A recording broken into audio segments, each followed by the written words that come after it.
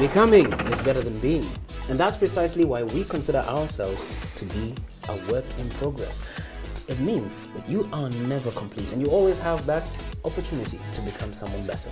Yes, it does allow you the ability to be comfortable while making mistakes and accepting yourself for who you are. We are a work in progress.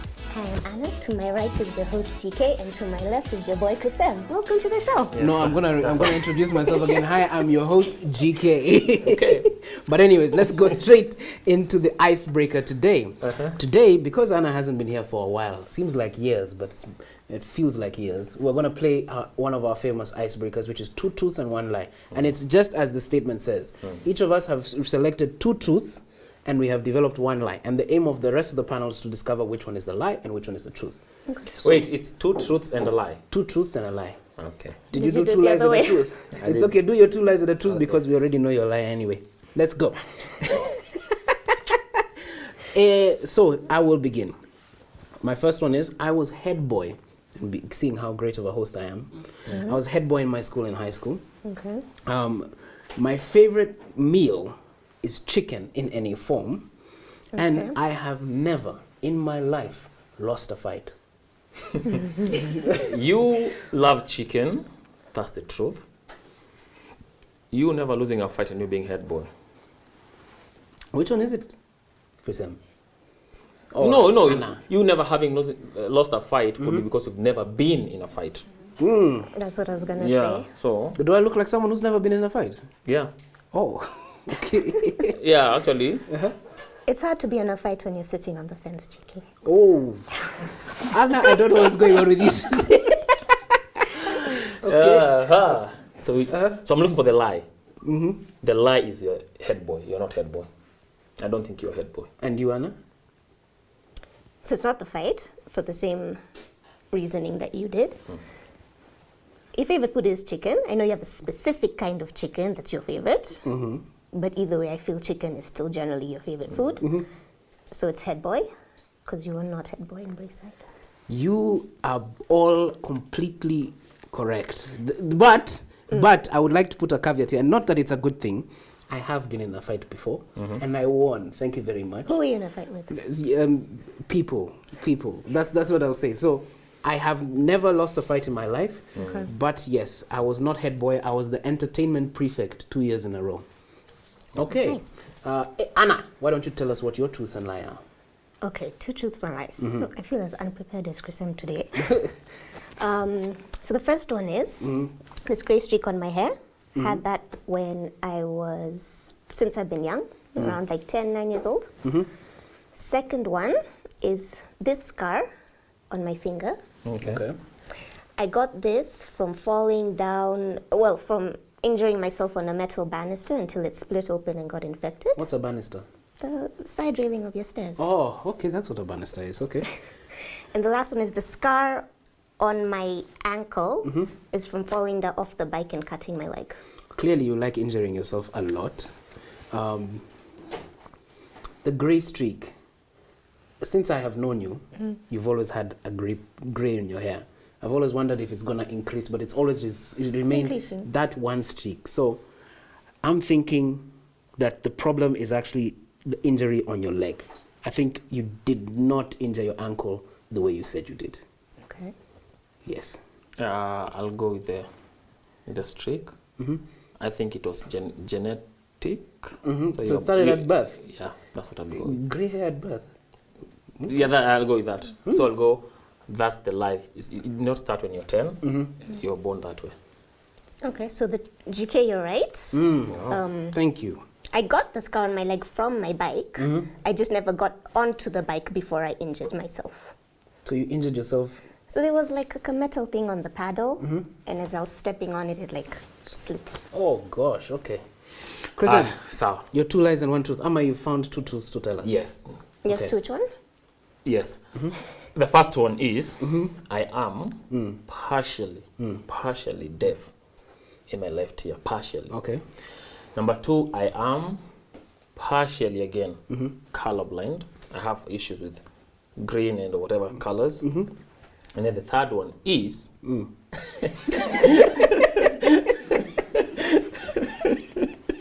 Kindly. The third one is I am ambidextrous. What? Right to left hand. I know what I can ambidextrous use is. my That's hands not my. interchangeably. So one of those is a lie. Or two are Two lie. of those are lies. Two. Two are lies. Yes. Okay. Okay. I do not think you're colorblind, because I remember you used to be given the responsibility of making sure that the rest of us are well dressed, well cladded sometimes. So you can't necessarily do that job without seeing colors properly, I hope. The next one, I'd say deaf in your left ear is the truth. Okay. Partially. It must be partially. Like you're supposed to be 100%, but you're 98.3. Okay. I did say partially, yes. Yes. Okay, I don't think it's that you're ambidextrous, because I've never seen you use your left hand to write properly. No, I mean, you know what I mean. Okay. I don't think you're partially colorblind.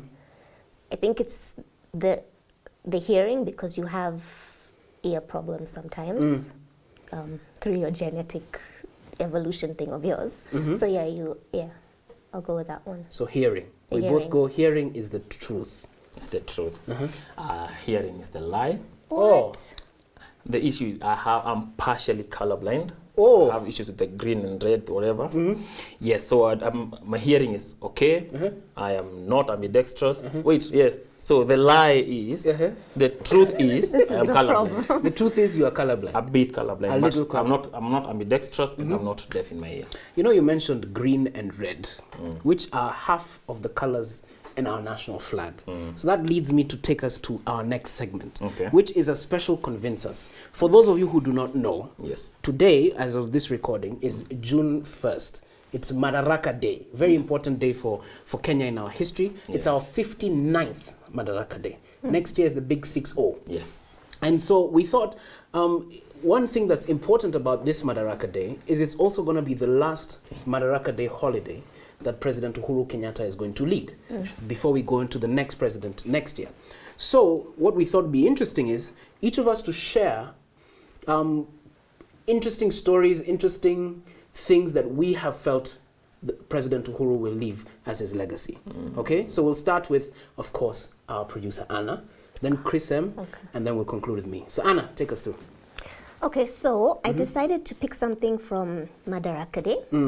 And that was in 2019, so 3 years ago. President Uhuru Kenyatta said that the country was facing a mental health crisis. And I thought that's also really nice, because May is Mental Health Month, so we've just come from that. And one of the things he did to alleviate the burden of mental illnesses on the country is the formation of a mental health task force to address the mental health concerns of the Kenyans. And I found this very interesting, because he's the first president to address mental health in the country. So it's a new thing that he's doing, and it's going to continue for years. And this thing, in Kenya, we have 75% of Kenyans are not able to access mental health services. 75%? 75. And I'm assuming most of them are coming from outside Nairobi, where there is really no access. If anything, maybe have a few NGOs, that kind of thing. So what he's done since then is he's upgrading a lot of hospitals to include mental health wings, specifically for that kind of treatment. And one of the other major things he's been doing, and he's been working with Chiroma Hospital for this, is the training of police officers on mental health services. Oh, okay. So we read that about 2,000 mental officers suffer from mental illnesses or are mentally unfit to carry on their work.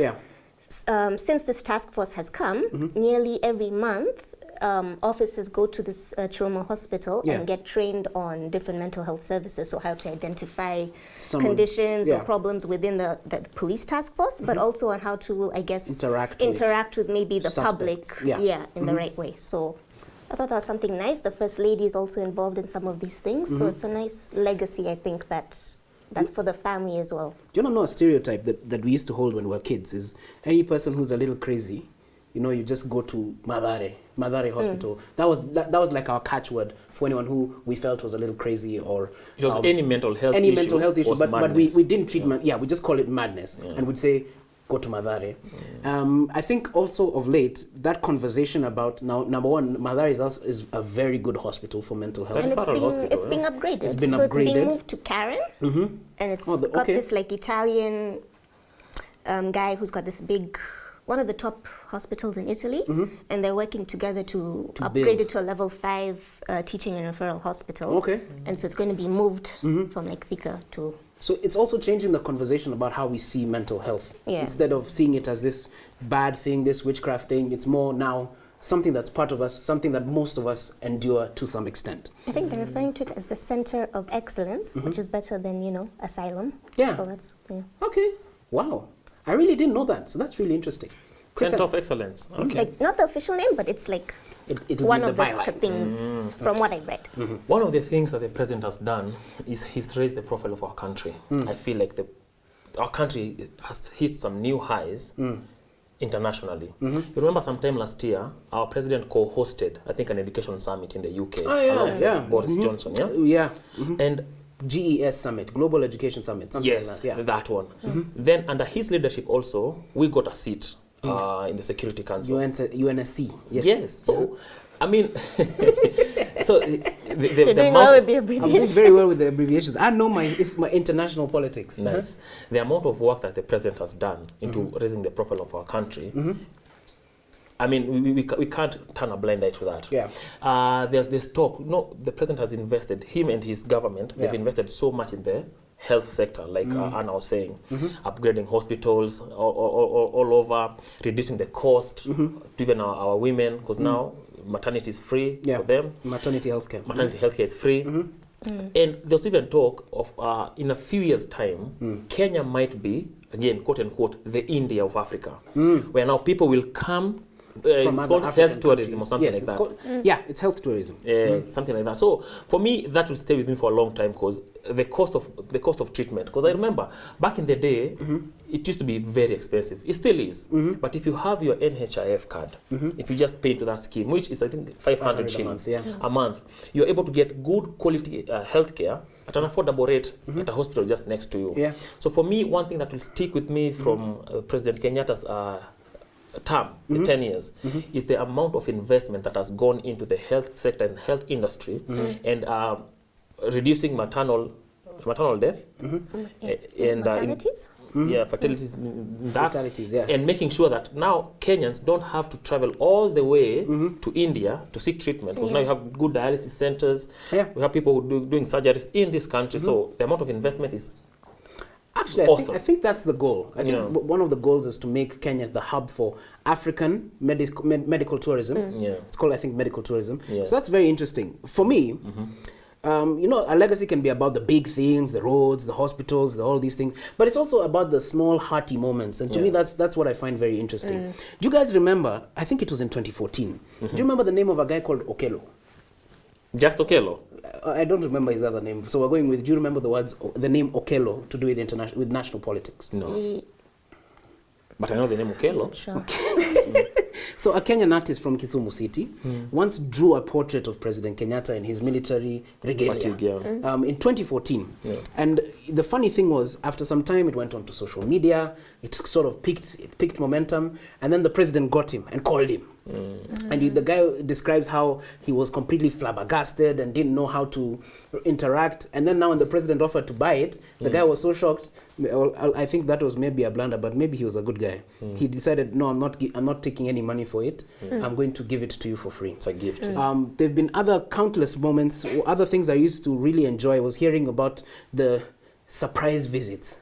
You know, because our previous president was older, Kibaki was older, for him to travel to different locations on a daily was a bit more difficult. But you've heard of so many occasions of the president himself going to places that projects are going on to see how the work is going. For example, there were rumors in 2018 that he was at Uhuru Gardens in the night to come. He drove in the night to come and see. 2018 or 2019. 2018, 2019, around there. He also did Mukuru kwa Jenga, Kenyatta Market. I remember that one. Goes completely, people get shocked and then interacts with the Watus like they're people. like completely interacts with them like that. He even gave an interview to a guy who had like a small radio station in the hood. Was it in Coast? No, it was that's Mukuru places. Had like a small interview, an impromptu interview, which was a nice Just moment. gave him an interview. And that was at night as well, right? Yeah, it was nice. Yeah. It was nice. It's very interesting. Another thing to me, so I picked 3 things, was the parks. Wangari Maathai is one of my biggest heroes. And she fought very hard for Uhuru Park. She fought very hard for Karura Park. I think it's Karura Park. Forest. Karura Forest, that's what it's called. She fought very hard to protect those things, but after some time, some of these locations had started to wither a bit. They were not being kept at the level they needed to be kept. Places like that were like Mishuki Park, which has been revived. You have places like Central Park, which is being revived, Uhuru Park being revived. You hear about Uhuru Gardens, where the president gave his December 12th Jamhuri Day speech and talked about how they were reviving that. Just works on heritage, but also gives people sort of a stake to do with their national politics. So I found that really, really interesting. And of course, the last thing, which I think will be probably what will be remembered for the most, is December 9th March 2018, when they shook hands with Raila Odinga and sort of reduced the tensions, which we already know the story of that, so I'm not going to go deep into it. But those are the 3 things I picked that we would remember him for. You say that, and it's not the first time that he's done something like that. I remember back in 2002, when the late Moi Kibaki won. To date, I think he remains the only person to have conceded defeat. The only candidate. Considered an election, yeah. Yeah, he went and addressed. He accepted. We accepted. We've lost. Let's move on with this presidency that you have selected. Yeah. So it's not the first time that he's done that. So it shows it is inherently in him to be peaceful, to want to move forward and all that. So that's a good thing. I think then the next crop of leaders should take a page from his book and be that person, the unifying person to this country. Connect people. Put down your hard line or whatever. Put the interest of the country first and do what's best for country. That's the other thing that I'll take from the presidency of His Excellency. Okay, so what we're going to do is we're going to take a break. Yes. And then after the break, I'm going to quiz you guys on your knowledge of your country. So I hope you guys are going to do well. I really pray. Hope so. We'll be back.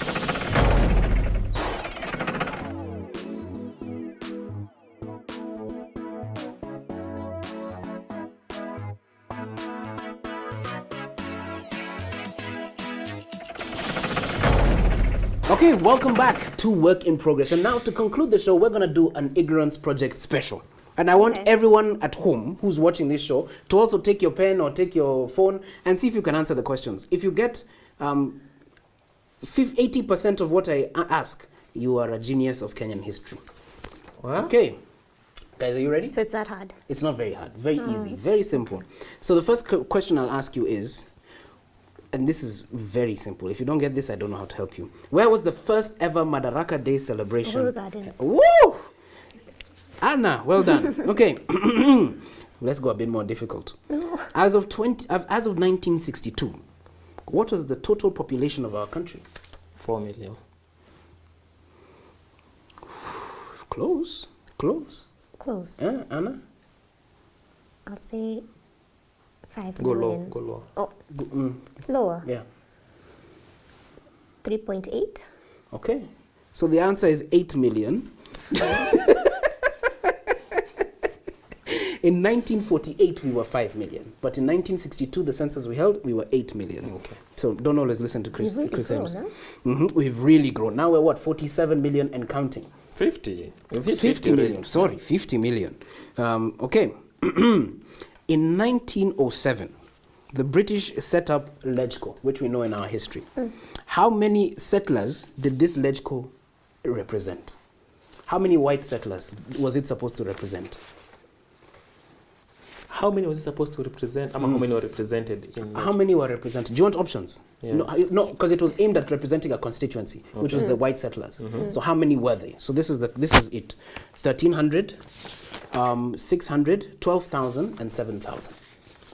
It was 1,300, 600, 600. 12,000, and 7,000. No, I'll go with 7,000. I'm going to go lower and say 1,300. You could have gone even lower. 600. The amount of settlers that were represented in LegCo when it was started, 600 people. Okay. 600 people. Crazy. Okay. So you can't get 80% right now. There's hope. There's hope. There's always hope. Okay. Who was the first African to be named into this body known as Lechko? And I've heard you name. I heard you talk about him recently. Do you have options? Sure, I'll give you options. So there's Daniel Toroitich Arap Moi. No. There's Jaramogi Oginga Odinga. There's Biero Ohanga. No. And there's Eliud Mathu. Eliud Mathu. Eliud Mathu. He got in 1944. Okay, this is for team assignment. Okay. I want you guys to name 8 vice presidents in our nation's history. My God. Vice presidents. Vice president or deputy. Or deputy. Vice or deputy. So you go with President. Joseph Murumbi. Okay. William Ruto.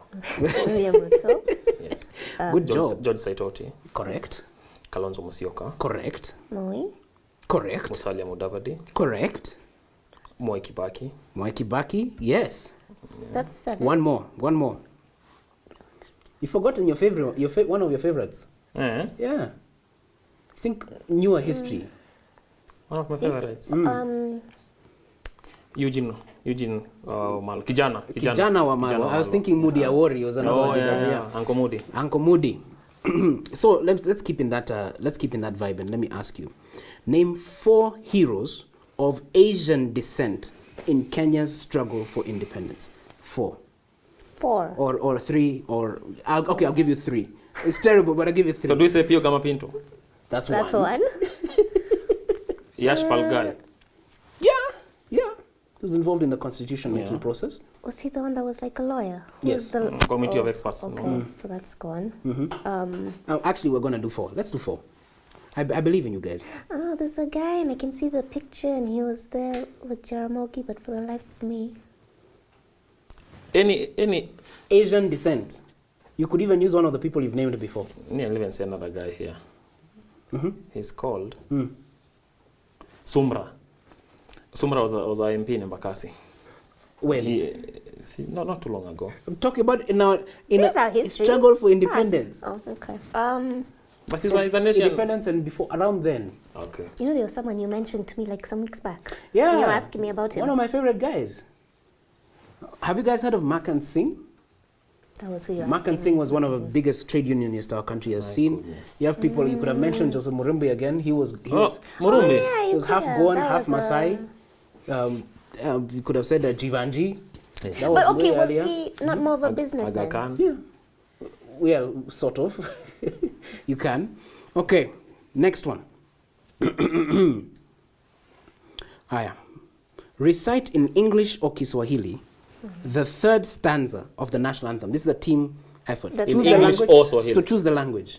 Choose the language and name for me the 3rd stanza. I sing the entire thing. You don't have to sing it. Please don't sing it. Which one? Huh?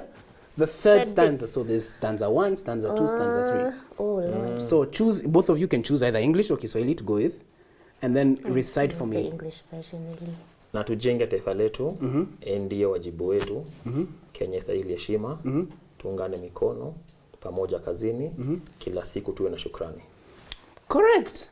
Good job, Chris. Well done. Chrisam is holding his fort. So this is just a question for you. In 1988, this is for more of people's knowledge. What percentage of our country do you think was covered by forest? In 1988.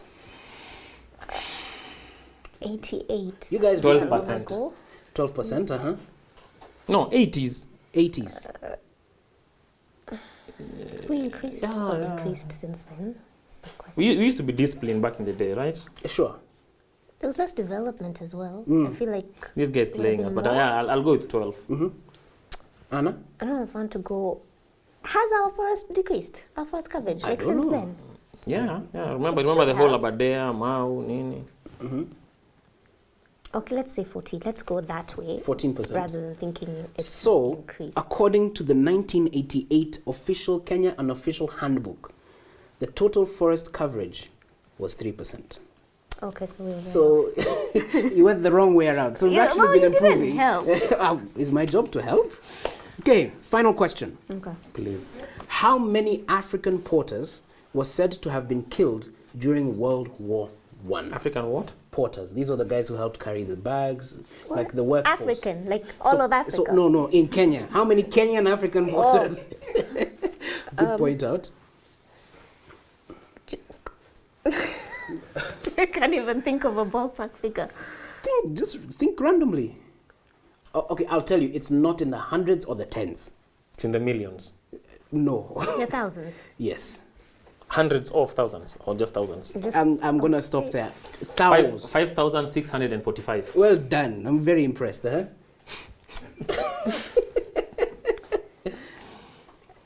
2022. 2022. You're going with the year that we are currently in. So, according to that book that I said, the Kenyan Official Handbook, 50,000. And another 155,000 people died of famine during that period as well. Ooh. So, that's part of your history that I think we should know. So, yeah, guys, I think you did you did an okay job. Relatively okay job. And so that's where we're going to end it. Hopefully you guys will learn your history. Read the books. But thank you so much for watching Work in Progress. And we will be here with you next time.